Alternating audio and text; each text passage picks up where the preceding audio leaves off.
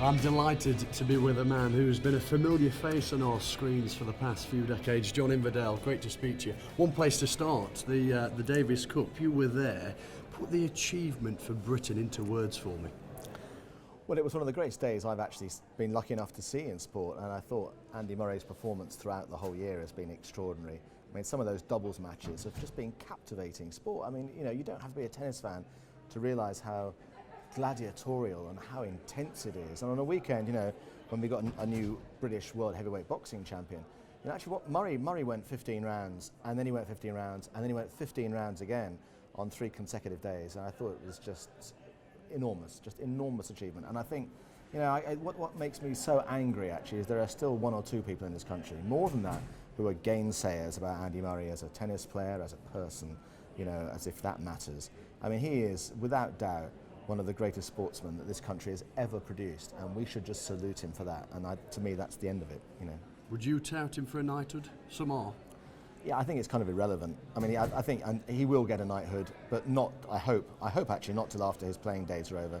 I don't think he wants to walk out on centre court at Wimbledon as Sir Andy Murray. I just don't think he's not that kind of a guy, and I don't think he'd want that. But I think afterwards, when it's all done and it's time to reflect, yes, of course. I mean, I have no shadow of a doubt that in the context of, the people that get knighthoods, he is absolutely up there without question. Let's talk about tennis a bit more in general, if we may. Do you think it's perhaps still an exclusive sport to a certain demographic, John? I think one of the problems with tennis, I don't think it's exclusive, but I think the problem but it's expensive, and so if that makes it exclusive by being expensive, then it's exclusive. I know that sounds a bit sort of random, but I think I think the sport is open to those who want to play it. But the trouble is, once you get to play it, you realise that coaching is expensive, equipment is expensive. The moment you want to play the game properly, a tennis racket is not cheap. A decent tennis racket is not cheap. Decent pair of trainers, all that sort of stuff. The costs start mounting up. That is one of the problems.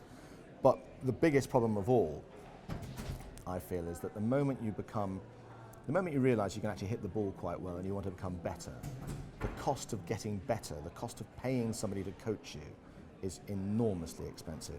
And once you start deciding that you want to play competitively, or you decide, or probably your parents decide for you, but when you're 10, 11, 12, 13, suddenly the costs of competing, the costs of going to tournaments, all that sort of stuff starts escalating. And that's why I think a lot of people eventually say, I can't carry on doing this. I can't justify, in the context of the amount of money that our family has, I can't justify that level of expenditure. Johanna Konta's had a superb season. How far do you think she can go? Well, she's had some great wins, the year of her life. It's a bit like, you have your first album, not that I know about this, but it's what people always say, the difficult second album. How do you back it up? I think the interesting thing will be how Jo does next year, because when people don't know much about you, or perhaps they don't take you as serious as they ought to, that's when you can sneak in under the radar and start going 90, 80, 70, 60, 50 up the rankings. Now people know that she's a very considerable player, and so their attitude to her might be different, and also her attitude to her might be different as well, and how she copes with people actually expecting her to win now, as opposed to expecting her to put up a good performance. That's the difference. So it's going to be a very hard year for her next year. But if she can keep on that upward spiral, it'll be great. I mean, to have a British tennis player in the world's top 20 or so would be, in the women's game, would be absolutely brilliant. Jordan Wiley too, on form at this moment in time. How important is it for youngsters having role models of her ilk, John? It's true. I think it's crucial in all sports. I know it sounds rather glib to say that, but people, the people that determine whether you do a sport or not there are 3 groups, I think. There are your parents, there are teachers, 4 groups. There are people around you, your friends, and there are the people who do it on the highest international stage and probably do it well, because they're the ones who encourage you in your mind. They're the people that you think, God, I could be like them. Your parents do the hard work. Your teachers do the initial encouragement. The people around you make it happen. But the reason that you actually go further is because you saw somebody on the telly probably, and you thought, I'd like to be like them. So whether it's, Jo Konta, Jordan Wiley, Andy Murray, whoever it might be, they are part of that jigsaw. It's not simple. It's a jigsaw of certain different, not necessarily equal pieces, but having role models is certainly one of them. Of course, the Olympics just around the corner. Do you think that Team GB can excel and indeed exceed their medal haul from London 2012, and therefore, if they do so, they will become the first nation, in fact, to go beyond their medal haul from being the host in the previous games? Do you think that's possible, really? It's possible, but I think it's unlikely, to be honest. I think we'll do extremely well.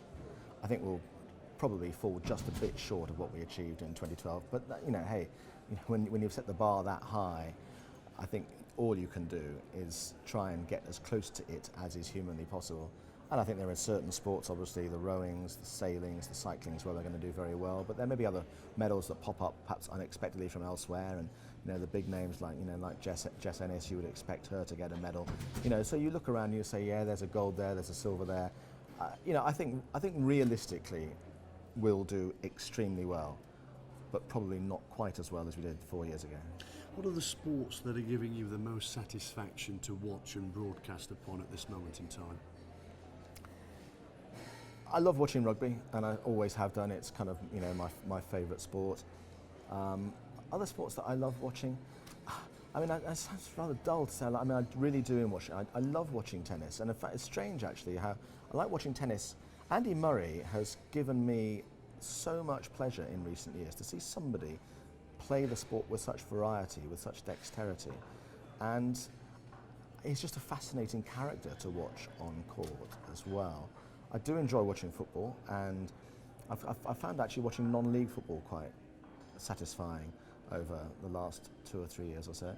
And then there are other sort of sports that just drift across your radar now and again. You think, oh, that's a really good game. I tell you, at the Olympic Games, what I will do in Rio, because I've done it every Olympic Games I've been lucky enough to go to, I always go and watch a couple of games of handball. What a great sport that is, and what a shame. I mean, I think it's a far better sport than a lot of other sports that we do play in this country. But what a shame that handball isn't a bigger game here, because I tell you what, it's great to watch. Really good sport. But why do you say that with such verve? I just love watching it. I just think it's just a great, it's a bit of physicality, it's got a bit of oomph about it. It's a good game. I tell you, I had to say I've never watched it at a low level. I've only ever watched the best playing it, and that's probably unfair, because inevitably any event is better with the best. But I've always found it a tremendous sport to watch. From the very first time I saw it at the Seoul Olympics, I think I went to and saw it for the first time, I thought, why on earth don't we play this sport in Britain? And 28 years later, we still don't play it. But hey, Back to one of your previous answers. I didn't know you watched non-league football. Who do you go and see now and again?